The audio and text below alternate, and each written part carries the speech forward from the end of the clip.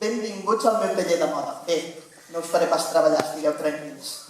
Jo només soc una modista aficionada, però la meva mestra, la Lisa Guiu, ella sí que va fer molta feina per vestir tots els personatges de la romançada. Nena, passa pel taller que hem de tallar les casaques dels soldats. Nena, que s'han de fer de les vores d'aquells vestits. Que si gomes, que si velcros, que si botons, que si traus. Un no parar. La veritat és que aquest no és un taller normal. Ens hem hagut de documentar, imaginar, idear i pensar en cada moment segons els materials o el pressupost que teníem. És per tot això que ara m'agradaria que féssim un exercici d'imaginació. Imagineu que ara som a l'època medieval. Imagineu que per un moment som uns cavallers armats damunt dels nostres cavalls, amb els escuts i les espases lluents. Imagineu que travessem valls i muntanyes, palancs i rius, que conquerim terres i gens. Imagineu aquells castells imponents damunt dels turons, que dominaven les fèrtils valls. Imagineu-vos també les velles dames, allà a les estances de palau, teixint hermoses puntes que després lluirien en els seus vestits. Imagineu-vos tot això i aneu-hi pensant. On són la gent que treballava la terra en aquesta història?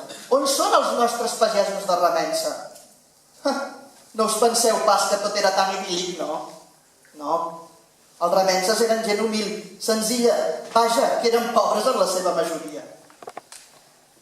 S'estimaven molt per això, Els remences, que aquí en tenim una mostra, no tenien temps ni per balls, ni armadures, ni prínceps ni princeses.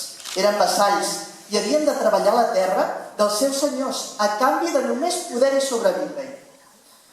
Els pagesos portaven vestimentes senzilles, simples, i predominaven tons clars, tons terrosos, l'ocre, el beix, també el granat o el blau marí. El cuir era també molt emprat per sabates, cinturons, per cordills. Ells amb camisa i brusa de lli i al damunt una jupa més resistent. Quan el fred aprestava, una manta al damunt i a treballar, que la feina al camp no espera.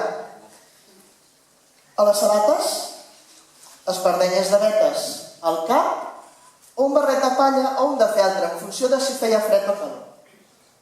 Elles, amb brusa i cosset, amb faldilla llarga, amb davantal per feinejar, esclar.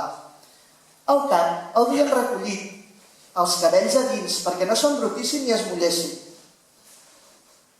Pel fred, un xal de llana.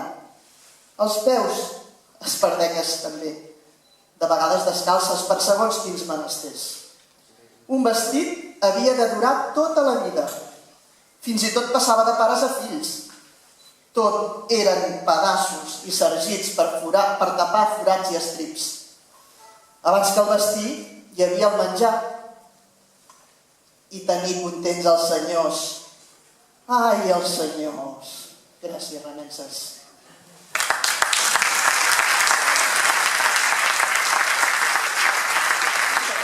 Era el món dels amos i senyors dels feus.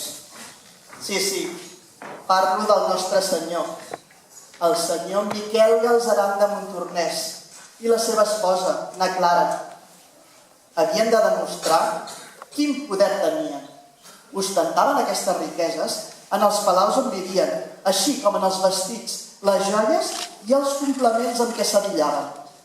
Vellut, ras i sedes vingudes de països llunyans. Les teles més riques eren per les seves indumentàries. En destacaven la seva delicada elaboració, tot i que a vegades no pas per la seva comoditat, no. Barrets extravagants, capes llarguíssimes, vels delicats, cinturons lluents, botes, botines de cuir, joies, pedres precioses.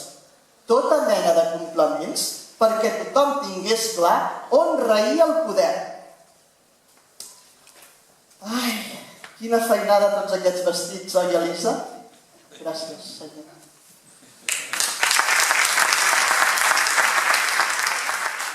Ai, quina feinada tots aquests vestits, oi, Elisa? Gràcies, senyor.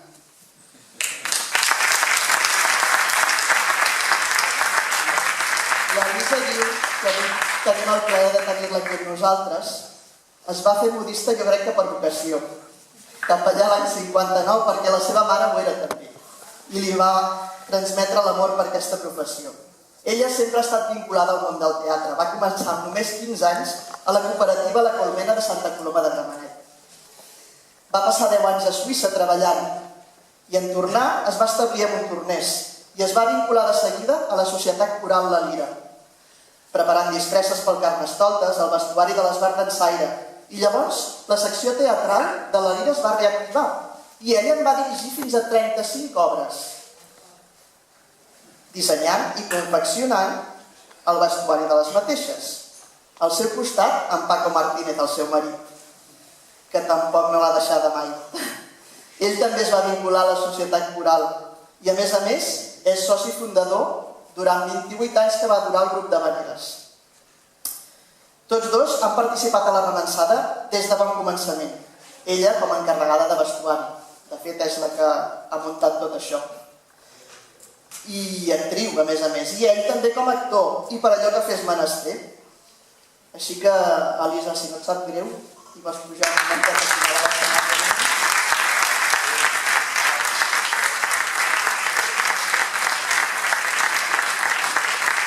Avui, des de l'associació La Remansada, volem agrair-te i agrair-vos aquest gran treball amb un record que mantingui encara més viva la flama de la Remansada als vostres cors.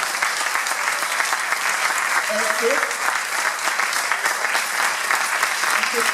una edició especial de la Remansada personalitzada per tu, de l'obra que el Xavier ens ha regalat a Montornès i a tots. I a tot el món.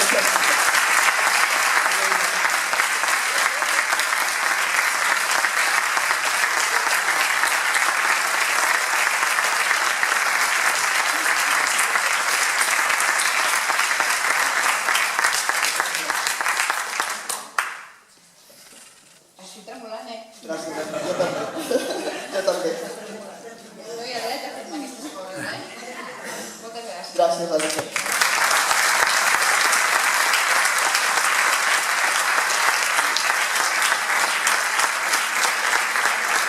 Però tornant a les històries medievals, retrocedim de nou en el temps i fem honor a aquells herois i heroïnes que van sorgir del poble remense.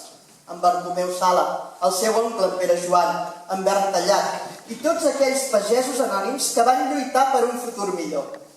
Recordem amb orgull aquelles persones que amb el seu esforç i fins i tot amb la mort van aconseguir abolir els 6 mals usos feudals. Van capgirar la història, van esdevenir bons temps. Són bons temps, són bons temps.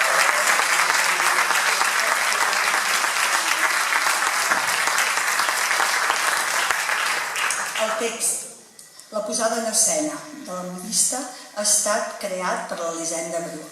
L'Elisenda forma part de la família arlenense des de la primera temporada i des de l'any 2016 és la balatosa Carme Cela de la Remansada. Han col·laborat a la representació na Pepita Bautista, Antoni Ponciello, na Conchi Aliana i en Joan Mora.